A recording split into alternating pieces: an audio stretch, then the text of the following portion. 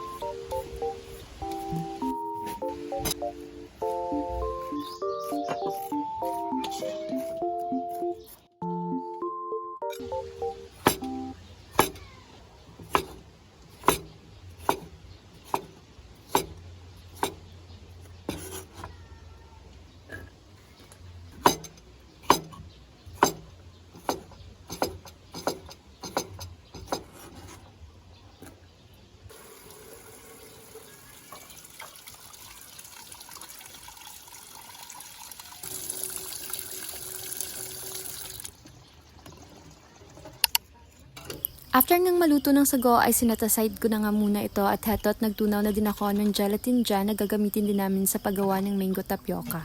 Alam nyo, habang hinahalo ko tong gelatin, napaisip ako. Grabe no, kahit simple lang to may natutunan ako. Minsan pala parang tayo lang to. Kailangan mo munang matunaw para ma-reform. Hindi ka mabubuo kung hindi ka muna dadaan sa init, sa halo-halong emosyon at sa proseso. At kahit feeling mo minsan parang ang gulo mo, basta wag kang matakot mahulma ulit. Kasi kahit pa hindi pa maayos ang buhay mo ngayon, pwede ka pa rin maging matibay, makulay, at sweet sa huli. Charis. Anyways, nagpatulong na nga ako dito sa anak ng pinsan ko na si Shane at sa kapatid ko dahil kung ako lang, Diyos ko dahil. Baka umabot tayo ng alas 12 ng hating gabi ay hindi pa rin ako tapos. Nag-fry na nga ako ng itlog na ilalagay ko sa kimbap sushi roll na first time ko nga gagawin at kayo na lang din ang humusga kung tama ba. Siyempre, nanood lang din naman ako ng tutorial dito sa Black App. After niya na sinunod ko na rin gisahin yung mga kakailanganin nga sa paggawa ng lumpia Shanghai with veggies.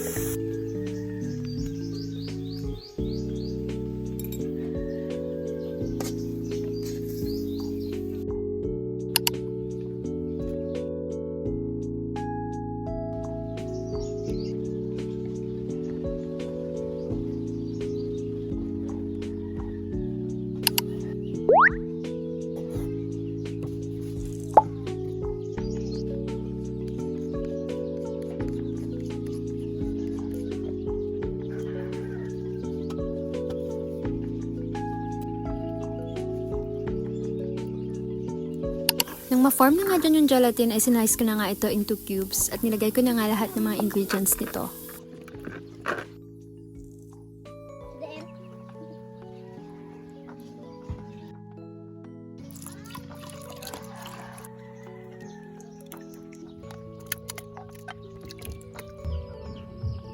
Nag-slice na nga ako dyan ng apple na ilalagay nga ng kapatid ko sa vegetable salad na gagawin niya. Pagkatapos nun, sinubukan ko na rin gumawa ng sushi roll na to. To be honest, mukhang sushi roll naman, pero lasang surprise.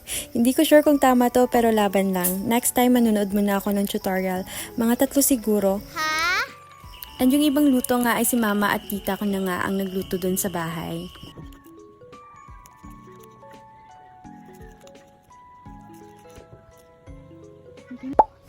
Tapos habang pinipito ko nga lahat ng lumpia na parang walang katapusan, yung kapatid ko naman chemist mode, nagtitimpla ng sauce para sa vegetable salad. Teamwork to kahit medyo chaotic.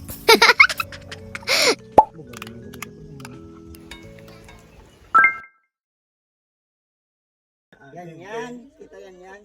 Happy birthday yan yan.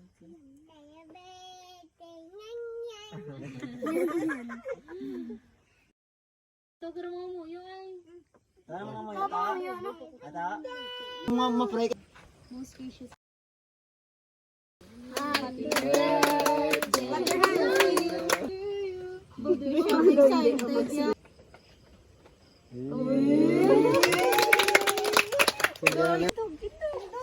Uwi pa na.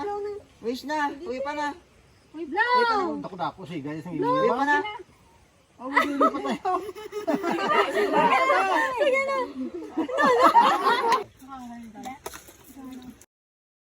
Ato sa likod. Is that a cherry? Lipat na. This girl, my panasya. Baka pa sa ating sandok ba? Bolo ka na yan. At ayun na nga, salamat Lord sa panibagong taon ng buhay, sa strength, at sa mga taong patuloy na nandyan. Sobrang grateful ako sa lahat ng bumate, tumulong at naging parte ng simpleng celebration na to. Thank you for watching. Dili na lang. Bye!